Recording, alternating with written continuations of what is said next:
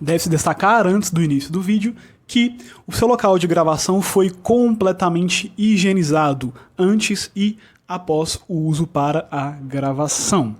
Assim também o fez os seus participantes, que se higienizaram antes e após chegarem ao local onde o vídeo foi gravado. Deve-se destacar também que os dois participantes realizaram testes em relação ao Covid-19 e ambos os resultados foram negativos. E por último, mas não menos importante, a gravação deste vídeo não causou qualquer aglomeração. Sendo assim, o Chatices à parte continua recomendando que vocês se previnam ao máximo em relação à pandemia que estamos vivendo.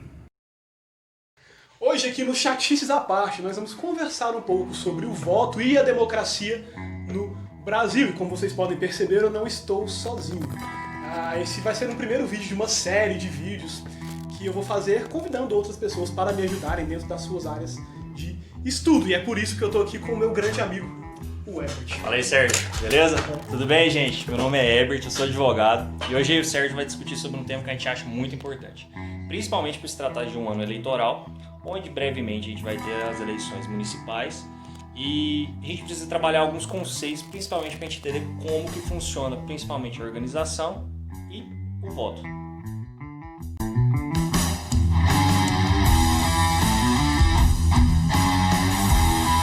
Antes da gente entrar diretamente no que significa o voto e como que o voto foi desenvolvido no Brasil, digamos assim, eu acho muito importante, Herbert, a gente entender e explicar também para quem está vendo a gente o que é o sufrágio em si. Porque eu, particularmente, quando eu leio a palavra sufrágio, eu associo de forma direta com o voto. Para mim, voto e sufrágio é a mesma coisa. E é isso que eu queria saber. Não, Sérgio, isso é muito massa, cara. Isso é muito interessante, essa pauta desse debate, porque causa-se muito essa confusão acerca desses termos. O sufrágio trata-se de todos os poderes que o cidadão tem na participação na vida política. Logo, o voto trata-se de uma das espécies de sufrágio. No Brasil, a gente tem 4 espécies: o voto, referendo, plebiscito e iniciativa popular. O voto é o meio mais democrático e principalmente de maior acesso à população. Os demais requisitos, todos precisam preencher uma cota mínima ou então alguma iniciativa pública advinda de deputados que seja.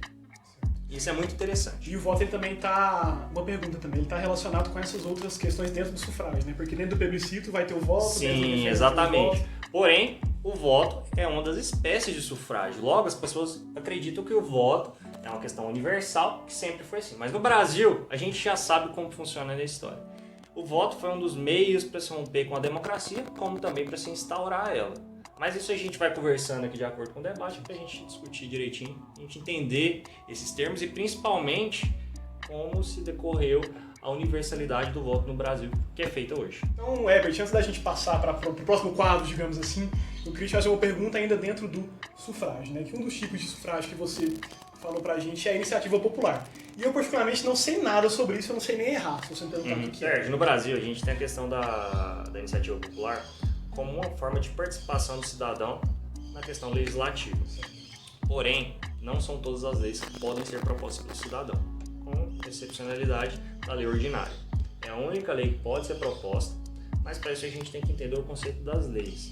Não se pode mudar a Constituição, por exemplo, através de uma lei ordinária, e sim através de uma emenda constitucional, que pode ser proposta somente pelos representantes, no caso, os deputados ou os senadores. Agora que a gente conseguiu finalizar essa parte mais técnica em relação ao sufrágio no Brasil, a gente gostaria de conversar um pouco agora sobre a história do voto no nosso país, que assim como tudo que ocorre e ocorreu aqui, é extremamente peculiar. E principalmente é interessante a gente fazer a progressão de como que foi. Por quê? No Brasil Império, aí no caso eu quero até que você fale melhor como historiador, como que era determinada a relação do voto. Por quê? Quando a gente teve realmente a proclamação da República, o Brasil começou a passar por uma série de modificações e principalmente a participação dos cidadãos que foram progressivos. Inicialmente foram homens, livres, realmente, tinham essa questão, e depois chegaram as mulheres com Getúlio, que eu acho que é interessante a gente começar nos primórdios, que foi no Brasil Império, né? Essa questão do voto. A gente teve até algumas eleições no Brasil colônia, só que assim, coisas completamente elitizadas, digamos assim. A história do voto no Brasil, na maior parte da sua história, ela é uma história elitizada. Né? Só que na colônia era mais ainda, porque era uma questão de quem votava normalmente era um português ou descendente de português que viveu no Brasil, enfim. No Império a gente teve uma abertura melhor em relação a isso, maior. Que tinha assim também a relevância pecuniária, que no caso Exatamente. Era determinado na época o voto como ou censitário ou pecuniário, que no caso excluíam mulheres, negros, indígenas, entre outros.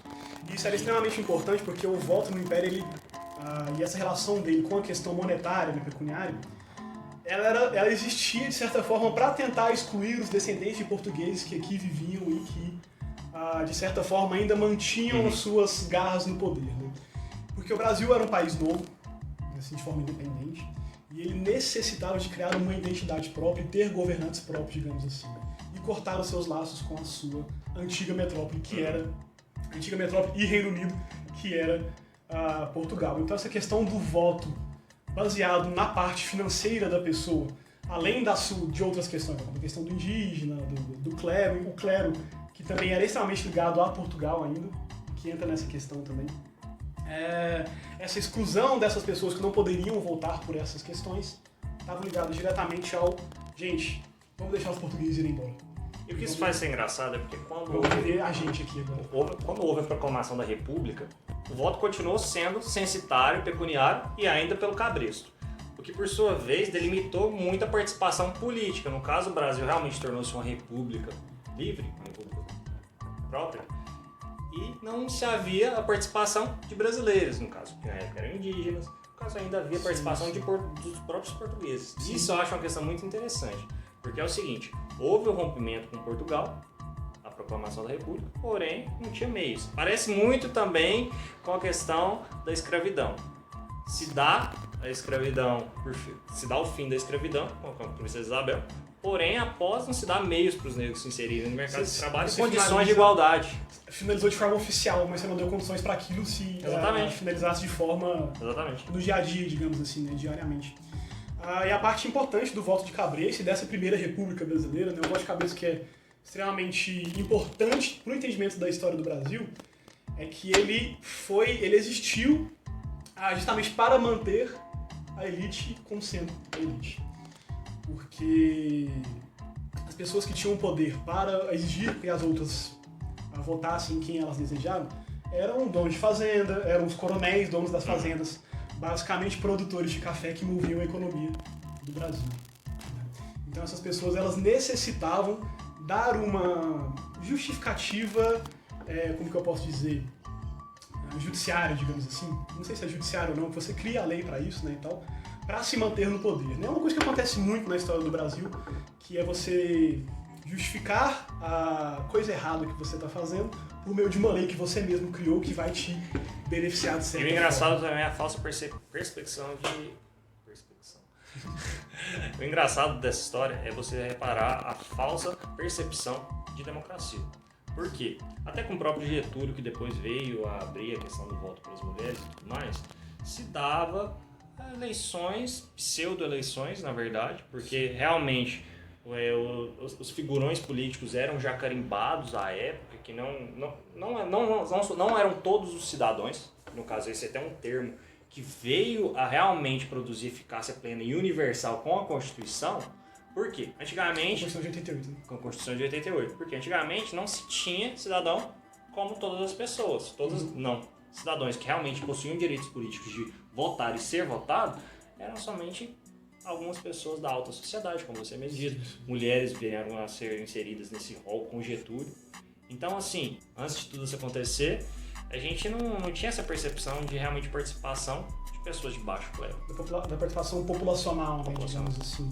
Uma coisa que eu acho que a gente tem até que definir dentro dessa parte, assim, nessa nossa conversa, é que, infelizmente, para falar a verdade, todos os movimentos de mudança no Brasil sempre foram feitos de cima para baixo. Né, assim. É muito difícil uma revolta, uma revolução assim, no Brasil ter acontecido por iniciativa completamente popular. E entra também essa questão justamente dos votos, né? Então a própria inserção do voto feminino como sendo uma prerrogativa constitucional brasileira na era Vargas foi muito mais uma questão de endeusamento do Getúlio em si do que uma briga populacional por aqui. E o que é engraçado, sabe o que é? As pessoas têm uma falsa percepção que o voto é uma condição que legitima uma democracia, mas é o contrário. A democracia legitima o voto, entendeu? Isso é muito interessante, porque, como a gente viu nesse decorrer, principalmente nesse debate, o voto, sempre houve voto no Brasil, sempre houve cargos a serem disponíveis. Porém, a democracia faz com que não são poucas pessoas que vão votar, não são poucas pessoas que vão participar da vida política. Uma democracia realmente saudável, e principalmente a democracia plena, ela produz condições para que todas as pessoas possam ocupar os cargos públicos. Isso é muito interessante, porque no Brasil a gente tem essa participação realmente popular após 88. Porque antes de 88, a população, de modo geral, não participava da vida política no Brasil. E até hoje não se tem essa igualdade plena. Essa que é a importância de uma real determinação de cotas de cargos para mulheres. Para negros, pode-se haver essa discussão, mas assim, a maior parte da população do Brasil é negra. Agora, compara com a população política do Brasil. Sim. Entende? Então, assim, o que é o voto? O que é um cargo público? Uma representação popular. A gente é representado? Cara, Não. Não é. Não. Por mais que às vezes a gente goste de afirmar isso, né? Tipo, as pessoas que estão lá são os parlamentares, né? São a representação do povo brasileiro. E eu não tô fazendo uma crítica a um político específico, nem nada assim. Mas a maioria deles não é. Né? Assim, não é de forma alguma. Inclusive, se você for uma crítica assim, muito clichê e tal, mas a maioria dos caras que são vereadores, que são deputados, você vai encontrar eles só em ano de eleição e, enfim, que eles vão chegar e falar, então, eu sou o deputado aqui da sua região, eu quero que você vote em mim e tal. Mas isso é um problema estrutural, porque as pessoas não possuem a concepção da importância e principalmente da relevância do debate público em questão do voto. O voto precisa ser realmente discutido, você precisa realmente descobrir as pautas, você realmente precisa estudar. Tá, é o clichê também, mas ninguém faz isso. É um clichê que ele não... Ninguém faz isso. Apesar de ser clichê, ele não deixa de ser verdade. Mas ao mesmo passo, você também não... Você tem que verificar que você realmente se identifique quem realmente vai te representar. Por quê? Mulheres devem ser mais representadas. Negros devem ser mais representados. Os indígenas. Gays devem ser mais representados. Hoje isso é minoria no Congresso. Sendo que se a gente juntar essas três pautas, é 50% da população. Para mais.